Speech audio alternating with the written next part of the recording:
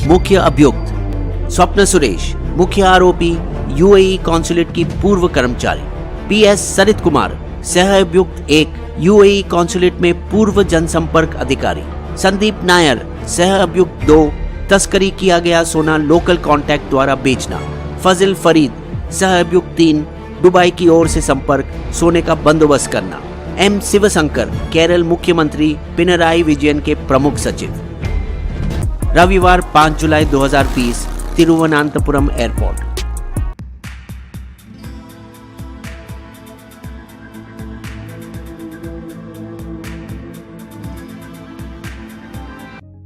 Officer साहब, मैं UAE consulate से सारित कुमार हूँ। ये बैग हमारा है। हमें बैग का एक्सरे करना है। तुम्हारे कॉन्सुलेट से कोई सीनियर अधिकारी को यहाँ बुलाओ।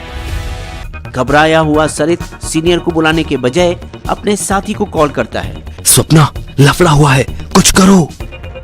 वो बदले में कस्टम सीमा शुल्क के प्रमुख को कॉल करती है। मैं स्वप्ना सुरेश, सीएम के सचिव शिवशंकर के ऑफिस से बोल रही हूँ। आप जानते हो ना कि इस बैग को रोका गया तो यूएई की सरकार के साथ एक बड़ी समस्या खड़ी हो सकती है। अगर आपको अपनी नौकरी प्यारी है तो इसे अभी इसी वक्त छोड़ दो। राजनयिक सामान की खोज करना वियना कन्वेंशन प्रोटोकॉल का एक गंभीर उल्लंघन है, लेकिन केरल कस्टम एक टिप ऑफ पर काम कर रहे थे जो उन्हें एक असंबंधित मामले में मिला जब साउथ इंडियन मलयाली फिल्म अभिनेत्री शमना कासिम उर्फ पूर्णा। मैंने कुछ लोगों के खिलाफ पुलिस कंप्लेंट दर्ज की है जिन्होंने शादी के बहाने मुझे ब्लैकमेल करने की कोशिश की। उस जांच के दौरान एक आरोपी ने खुलासा किया, एक सौदेगार औरत वो राजनयिक सामान में सोने की तस्करी में शामिल है। ये सौदागर औरत अब पकड़ी जाने वाली थी। मिस्टर अल-शमेली, आप प्लीज तिरुवनंतपुरम हवाई अड्डे पर जल्द आएं और अपने सामान की पहचान करें। बताया गया सामान बाथरूम फिटिंग, नूडल्स, बिस्किट और खजूर यूएई के प्रभारी और अन्य भारतीय सरकारी अधिकारियों को गवाह बनाकर उनकी उपस्थिति में खोला गया। दरवाजे के ताले, खोखले स्टील पाइप और लोहे की छड़ी जैसे लंबी स्टील वस्तुओं के अंदर नवीनता से छिपाए लगभग 30 किलो 24 कैरेट सोना था। कुल कीमत करीबन 15 करोड़। यूएई कर्मचारी ने सामान को अस्वीकृत किया जबकि कस्टम माल को जब्त कर लिया। नहीं, ये नहीं हो सकता, ये मेरा नहीं है। सरित कुमार, जिन्हें अलग रखा गया था, तुरंत गिरफ्तार हुए और 14 दिन की न्यायिक हिरासत में भेज दिए गए।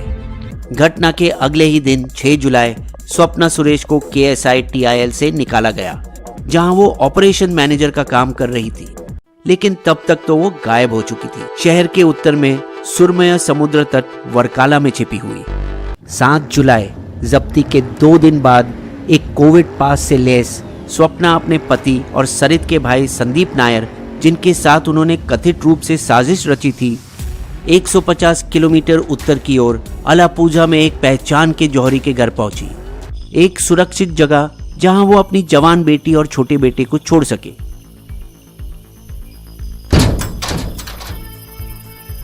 इन्हें मेरे घर में नहीं रहना चाहिए। मैं इनके लिए एर्नाकुलम में कोई होटल बुक करवाता हूँ। उसने कथित तौर पर ज्वेलर को 40 लाख रुपए से भरा एक बैग सौंपा, जो बाद में सरित कुमार के घर से बरामद हुआ सिर्फ 14 लाख के साथ। अगला मुकाम कोची में एक वकील से मिलना था जो अग्रिम जमानत अर्जी के लिए कागजात तैयार कर सके। तीनों ने कोची शिपयार्ड के पास एक होटल में पहली रात गुजारी, जिसके बाद उन्होंने अपनी जगह बदली त्रिपुनाथुरा में स्वप्ना के दोस्त के पास रहकर।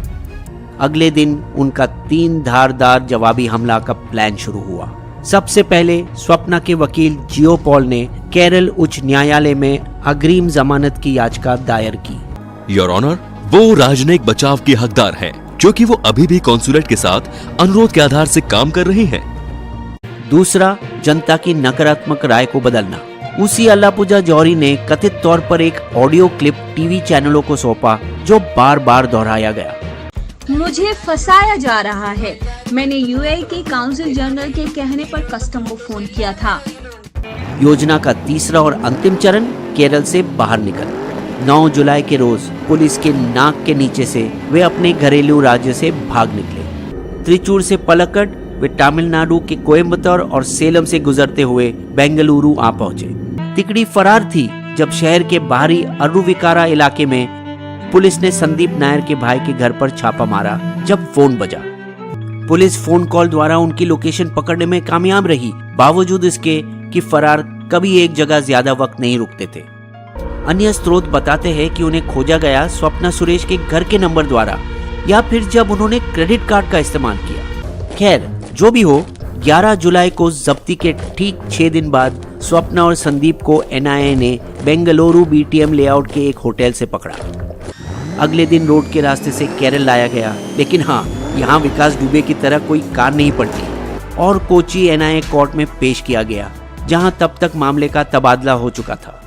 पता चला कि स्वप्ना सुरेश ही इस मामले की मुख्य सूत्रधार और प्रथम आरोपी थी।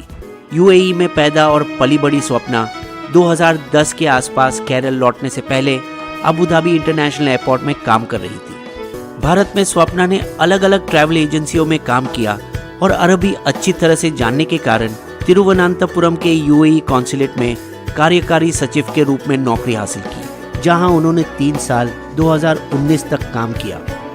आरोप लगाया गया कि एम शिवशंकर, चीफ मिनिस्टर के प्रधान सचिव और आईटी सचिव भी व्यक्तिगत रूप से स्वप्ना को नौकरी दिलाने के लिए सिफारिश की थी। जहां कोई तकनीकी जानकारी न होने के बावजूद केएसआईटीएल के आईटी विभाग के अंतरिक्ष परियोजना में संचालक प्रबंधक का काम दिया गया।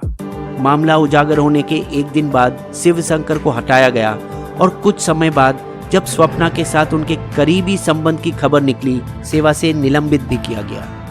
शिवशंकर विदेशी दूतावास कर्मचारियों के साथ संपर्क रखने की वजह से 2 सरकारी नियमों का गंभीरता से उल्लंघन किया। मुख्य सचिव विश्वास मेहता की अगुवाई में समिति की जांच ने बाद में उनके निलंबित करने की सिफारिश की। उनके खिलाफ विदेशी कॉन्सुलेट के साथ संपर्क के लिए विभागीय कार्यवाही शुरू की जानी चाहिए। क्योंकि शिवशंकर पिनराई विजयन के प्रधान सचिव थे, मुख्यमंत्री ने खुद को घोटाले से दूर करना चाहा। हम पूरी छानबीन करेंगे। केंद्रीय एजेंसी को केरल पुलिस के साथ मिलकर जांच करनी चाहिए। लेकिन शिवशंकर का संबंध इस मामले से और भी गहरा था। कस्टम में कंसाइनमेंट जब्त किए जाने के बाद स्वप्ना मदद मांगने शिवशंकर के घर भागी। तिरुवनंतपुरम में राज्य सचिवालय के करीब स्वप्ना की सोसाइटी में रहने वालों के मुताबिक शिवशंकर जी इधर आते जाते थे। सीएम के एक और अन्य सहयोगी और पूर्व आईटी साथी अरुण बालचंद्रन, जिन्होंने शिवशंकर के कहने पर स्वप्ना को अपना फ्लैट किराए पर दिया था, उन्हें भी उनके नए पद से हटाया गया। 9 जुलाई को जब एनआईए ने केस संभाला, वे गैर कानूनी गतिविधि रोकथाम अधिनियम यूएपीए 1967 के सेक्शन 15, 16, 17 और 18 के तहत आरोप लगाए, जो आतंकवाद और आतंकी पैसों से संबंधित है। जल्द ही जुर्म जगत का काला चिट्ठा खुलकर सामने आने लगा। जाहिर तौर पर स्वप्ना यूएई कॉन्सुल के सील और दस्तखत के साथ जाली दस्तावेज बनाए थे। इससे पहले जब स्वप्ना एयर इंडिया सैट एक ग्राउंड हैंडलिंग सेवा के एचआर विभाग में मैनेजर के रूप में काम कर रही थी, तब भी उन्होंने कथित तौर पर अपने बॉस उपाध्यक्ष बिनॉय जेकब को फंसाने के लिए 16 महिला कर्मचारियों के फर्जी हस्ताक्षर किए थे। स्वप्ना का वर्तमान करियर भी एक जालसाजी के पहाड़ पर खड़ा था। कथित फर्जी डिग्री प्रमाण पत्र ने उसे केएसआईटीएल में नौकरी दिलाई। हालांकि उनका बड़ा भाई ब्राइट सुरेश, जो अब लॉस एंजलिस में रहते हैं, मुझे नहीं लगता कि वो अबू धाबी में 10वीं की पढ़ाई भी पूरी की थी। लेकिन उनकी शिक्षा की कमी किसी भी तरह से उनकी सामाजिक कौशलता में रुकावट नहीं पैदा कर सकी। मीठी जुबान के बल पर वो केरल की 2 प्रमुख इवेंट की अनौपचारिक परिचारिका बनी, कोची डिजाइन वीक 2019 और स्पेस टेक्नोलॉजी कॉन्क्लेव 2020। और कॉन्सुल के साथ न होने के बावजूद भी वो इतनी शक्तिशाली रही कि कोची स्थित यूनिटेक बिल्डर्स को त्रिशूर में लाइफ मिशन हाउसिंग प्रोजेक्ट सौंप सकी, जो ईडी के विशेष वकील टीए उन्नीकृष्णन के अदालत में दिए गए बयान के मुताबिक स्वप्ना को अकेले प्रोजेक्ट से 6% कमीशन मिला, जो यूएई कॉन्सुलेट के माध्यम से रेड क्रेसेंट का चैरिटी प्रायोजित था। इसी तरह उन्होंने कथित तौर पर हैदराबाद में यूएई कॉन्सुलेट का इंटीरियर डिजाइन के लिए भी एक कंपनी चुनकर किकबैक लिए और पैसे कमाए, जब कंपनियां नियुक्त की वीजा स्टैंपिंग के लिए, दस्तावेज साक्षी और प्रमाण पत्र सत्यापन के लिए। स्वप्ना का कॉल डेटा रिकॉर्ड बताता है कि वो कई उच्च कर्मियों के संपर्क में थी। उन्होंने यूएई कॉन्सुलेट से 138 बार बात की यूएई काउंसिल में एक और कर्मचारी से 28 बार, केरल के उच्च शिक्षा मंत्री केटी जलील से 1 से 26 जून के बीच 9 बार।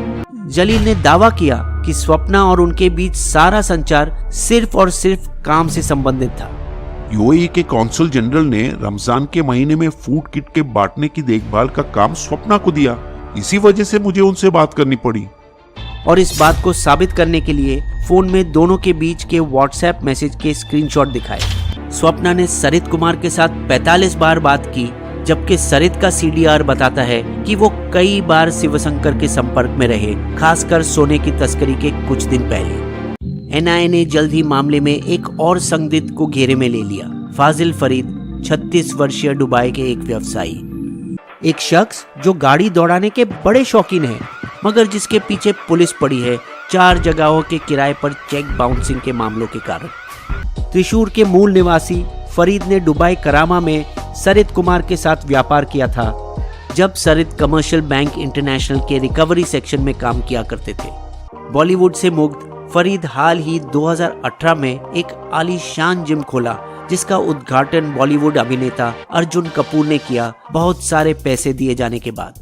फजिल तस्करी नेटवर्क का संदिग्ध यूएई लिंक था, जो माना जाता है कम से कम 15 बार राज ने एक बैग की आड़ में सोना भेजा। एनआईए द्वारा विभिन्न धाराओं के तहत अपराधी वो अब दुबई पुलिस की हिरासत में है और उसकी भारत में प्रत्यार्पित किए जाने की गुंजाइश है। एक बार सोना भारत में लाया जाता तो ये संदीप नायर की जिम्मेदारी थी कि वो यह सोना भरोसेमंद ज्वेलर्स को बेचे। एनआईए के अनुसार केटी रमीज मल्लापुरम से एक बंदूकधारी और बिचौलिया फाइनेंसर सोने की तस्करी के लिए पैसों का इंतजाम करता था। कई मामलों का मुलजिम वो अपने कनेक्शन का इस्तेमाल करके हिरासत से बरी हुआ करता, जब पकड़ा गया इन सब में सोने की तस्करी के लिए, जानवरों का अवैध शिकार और विदेश से 13 बंदूकों के विकसित भागों का लाना। उन्हें और उनके 3 सहयोगियों को भी राजस्व खुफिया निदेशालय ने हिरासत में लिया। हालांकि कुछ घटनाक्रम हैरान कर देने वाली है, जैसे यूएई के कार्यवाहक रशीद खमीस अल शमेली का भागना, जिन्होंने चुपचाप भारत से उड़ान भरी और अपने देश की सुरक्षा में शरण ली। कई दस्तावेज जो सोने की तस्करी के लिए इस्तेमाल किए गए, उन पर एक शीर्ष कॉन्सुलेट अधिकारी का हस्ताक्षर है, जिसकी तुलना राज्य प्रोटोकॉल कार्यालय के साथ उपलब्ध नमूने से की जाएगी। कौंसिल के जाने के एक दिन बाद उनके सुरक्षा कर्मी और गनमैन चीफ पेटी ऑफिसर जय घोष नंदनवम आर्मी रिजर्व कैंप गए। मैं अपनी आधिकारिक पिस्तौल सरेंडर करना चाहता हूँ। फिर अपनी कलाई काटकर एक संदिग्ध आत्महत्या की कोशिश के बाद उनके पड़ोसियों ने उसे अपने घर के पास पाया। अपने बयान में, मेरा सोने की तस्करी से कोई लेना देना नहीं है, लेकिन शक है कि जय घोष की इसमें मिलीभगत थी। वो स्वप्ना को अच्छी तरह से जानते थे और संभवत उन्होंने ही गाड़ी चलाई जब 5 जुलाई सरित कुमार सोना लेने एयरपोर्ट गए थे। जय घोष और उनके करीबी रिश्तेदारों के बैंक खातों की जांच चल रही है कि क्या अचानक कोई बड़ी रकम तो नहीं आई। इस मामले में कई राजनीतिक मुद्दे भी हैं, खासकर जब केरल विधानसभा चुनाव अप्रैल में 2021 में होने वाले हैं। सबसे बड़ी विडंबना की बात यह है कि पिनराई की लेफ्ट डेमोक्रेटिक फ्रंट एलडीएफ सरकार 2016 में इसी तरह के एक सोलार घोटाले के आधार पर सत्ता में आई थी, जब एक महिला सरिता नायर और उनके पति बीजू राधाकृष्णन ने कथित तौर पर निवेशकों को मुख्यमंत्री के कार्यालय से नजदीकी मेल दिखाते हुए सौर कंपनी में पैसा लगाने के लिए धोखा दिया। आरोप ये थे कि तत्कालीन कांग्रेस मुख्यमंत्री ओमेन चांडी के कार्यालय में 3 कर्मचारी घोटाले के मुख्य अभियुक्तों से मिले थे। अब ये कर्मों का ही फल है। पिनराई तकरीबन उसी ही तरह के आरोपियों का सामना कर रहे हैं। परेशान सीएम घर घर 4 पेज पर्चियां बंटवा रहे हैं, जिसमें सारे आरोपियों के फोटो है, स्वप्न सुरेश आदि, मगर बिना शिवशंकर के। फेक न्यूज पहले से ही संदेह का घेरा बना चुका है विजयन की बेटी की शादी में स्वप्ना की हाजिरी दिखाकर। भाजपा साबरीमाला मुद्दे पर भावनाएं उत्साह करने के बावजूद और पिनराई सरकार राजनीति खेलकर सर्वोच्च न्यायालय का आदेश सख्ती से लागू करने का निर्णय लेकर, विडंबना से अगर पिनराई की सरकार गिरी तो इसका फायदा दोनों के मुख्य प्रतिद्वंदी कांग्रेस के यूडीएफ को होगा। अब एकमात्र रास्ता है भाजपा के पास। अगर जांच किसी तरह कांग्रेस नेताओं को भी घेरे में लेती है और एलडीएफ और यूडीएफ दोनों जाल में फंसते हैं। लेकिन यहाँ भी भाजपा की जमीन ढीली है। संदीप नायर का फेसबुक पेज उन्हें बीजेपी नेता कुम्मनम राजशेखरन से गले मिलते दिखाता है। जब बीजेपी इससे दूर रहने की देखी और इनकार किया, तब तक संदीप की मां ने संवाददाताओं से कह डाला, मेरा बेटा भाजपा का एक्टिव मेंबर है। केरल में सोने की तस्करी कोई नई बात नहीं। पिछले साल राज्य में 550 किलोग्राम से अधिक तस्करी का सोना जब्त किया गया, एक राष्ट्रीय रिकॉर्ड। जबकि सभी पार्टियां इस मुद्दे पर राजनीतिक रूप से पूंजी लगाना चाहती हैं और अपने विपक्ष को फंसाने की कोशिश में है, सोने की तस्करी जारी रहेगी। बिस्बो की शायरी, सोने की तस्करी में पकड़ी गई स्वप्ना, राज कर रही थी केरल पे जैसे देश हो अपना। एक ऐसी ही कहानी ने लाई ये सरकार। देखना अब ये है कि क्या होगा ये 2 बार।